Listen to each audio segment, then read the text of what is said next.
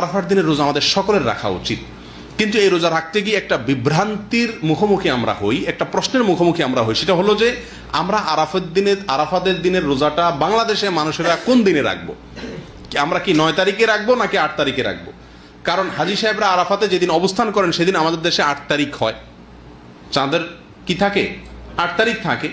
তো আমরা কি হাজী সাহেবরা আরাফাতের মধ্যে অবস্থান করছেন সেদিকে তাকায় 8 তারিখেই রাখবো, নাকি হাজী সাহেবরা সৌদি আরবে যেহেতু 9 তারিখে আরাফাতের ময়দানে অবস্থান করছেন অতএব ওই 9-এর দিকে তাকে আমরা 9 তারিখে রাখবো? এটা নিয়ে একটা ধোঁয়াশা, একটা প্রশ্ন আমাদের ভেতরে কম বেশ আছে।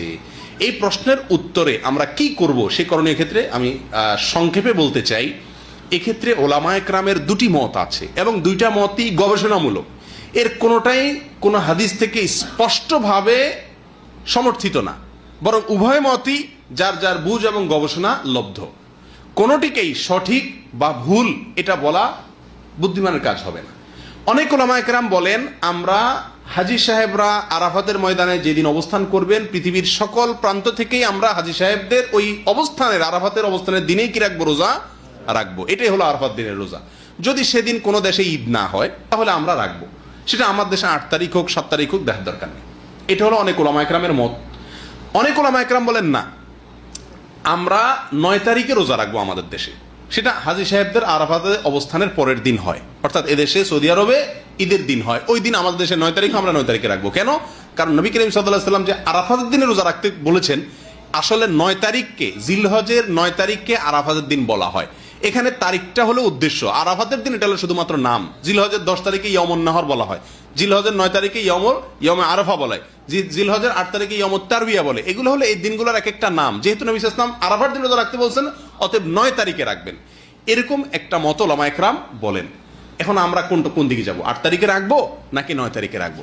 আমি বলি, যেহেতু কোনো মতের পক্ষেই সুস্পষ্ট কোনো হাদিস নাই, অতএব আমাদের জন্য সবচেয়ে যুক্তিসঙ্গত হলো দোনো দিন রাখা, 8 তারিখে এবং 9 তারিখে রাখা। কারণ জিলহজের 1 থেকে 9 তারিখ পর্যন্ত এর প্রত্যেকটা দিনই আমাদের কম বেশ রোজা রাখার চেষ্টা করা উচিত। নবী সাল্লাল্লাহু আলাইহি ওয়াসাল্লাম বলেছেন, মা মিন আইয়ামিন আল আমালুস সালিহু ফীহিন্না আহাব ইলাল্লাহ মিন হাযিহিল আইয়াম। জিলহজের 10 দিনের চাইতে অন্য কোনো দিনে আমল আল্লাহ তাআলার কাছে বেশি প্রিয় না।